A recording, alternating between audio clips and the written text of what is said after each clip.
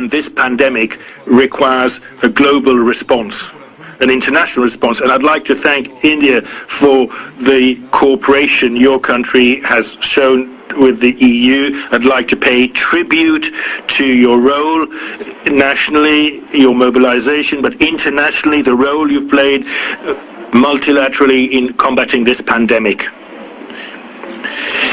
India and the EU are partners in trade, in investment. We are fully convinced that building on what we already do in this partnership, we can, through this meeting, find a way to find means of intensifying our cooperation even further. This in all areas, including trade and the economy. India and the EU are great democracies. We share common values. We also believe that multilateral commitments needs to be boosted and supported to combat global challenges, whether it's stability, security, combating terrorism, and so on. And so, Prime Minister, I also want to not only very happy to see you in this video conference, but also want to take this opportunity to express the wish to really see this partnership with India as a political one covering multiple facets of our relationships, but is also a stable, structured, essential partnership, a structural partnership. This is how we see it. We also wish to congratulate India for being elected to the UN Security Council for 2021-2022. We also very happy to welcome you to the leadership of the G20 in 2020, which will actually be the 75th anniversary year of the independence of India. I hope that through this conference we can make even further progress and understand each other even better and strengthen our links even more bilaterally and multilaterally.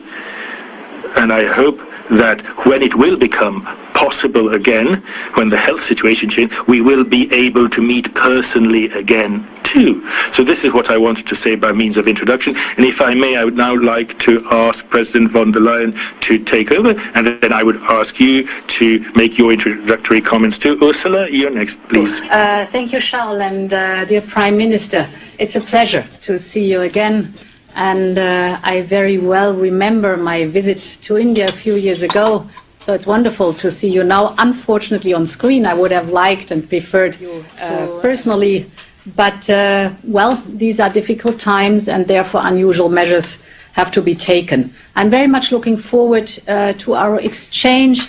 Me too, I would like to offer my sincere congratulations on twice on two topics. First of all, indeed, on the positive vote in the United Nations, and secondly, on securing the G20 presidency in 2022. So there is a lot of work ahead of us together. I will not, right for my introductory remarks, go too much in depth because we have a packed agenda. It's a pleasure to see you again.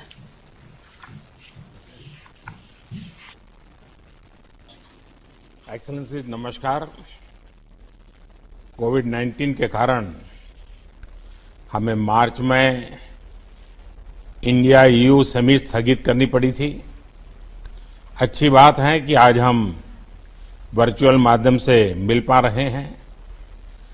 सबसे पहले मैं यूरोपीय corona virus के कारण हुई क्षति के लिए संवेदना प्रकट करता हूं। आपके शुरुआती रिमार्क्स के लिए मैं आप दोनों महाशयों का बहुत बहुत धन्यवाद करता हूं।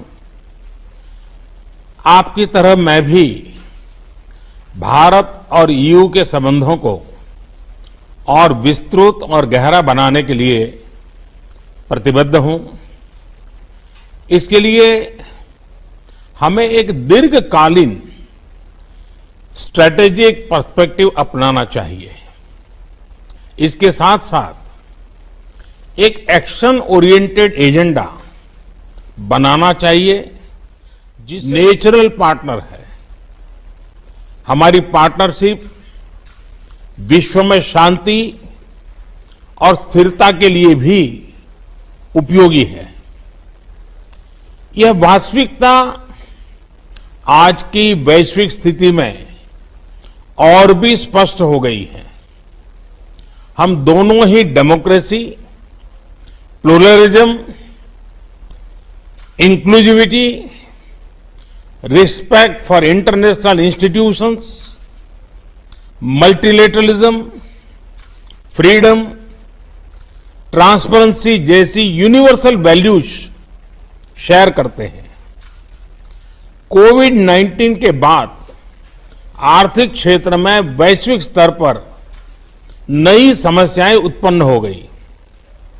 इसके लिए डेमोक्रेटिक राष्ट्रों के बीच अधिक सहयोग की आवश्यकता हम सब महसूस करते हैं। आज हमारे नागरिकों की सेहत और समृद्धि दोनों ही चुनौतियों का सामना कर रहे हैं। रूल्स बेस्ड इंटरनेशनल ऑर्डर पर विभिन्न प्रकार के दबाव है। ऐसे में भारत ईयू पार्टनरशिप आर्थिक पुनर्निर्माण में और एक मानव केंद्रित और मानवता केंद्रित ग्लोबलाइजेशन के निर्माण में महत्वपूर्ण भूमिका निभा सकती है। तत्कालीन चुनौतियों के अलावा क्लाइमेट चेंज जैसे लॉन्ग टर्म चैलेंजेस हम दोनों के लिए ही प्राथमिकता है। भारत में रिन्यूएबल एनर्जी के उपयोग को बढ़ाने के हमारे प्रयत्नों में हम यूरोप के इन्वेस्टमेंट और टेक्नोलॉजी का आमंत्रण करते हैं। मैं आशा करता हूं कि इस वर्चुअल समिट के माध्यम से हमारे संबंधों को गति मिलेगी।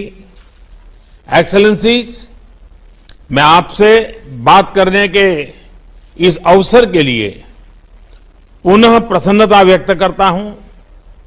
अब मैं हमारे अगले एजेंडा आइटम कोविड-19 के खिलाफ मेरे विचार, इस नए स्वरूप के ग्लोबलाइजेशन का फोकस देशों के बीच लेन देन से हटकर मानवता के साझा चैलेंजेस जैसे पेंडेमिक्स, क्लाइमेट चेंज और टेररिज्म उस पर केंद्रित होना चाहिए।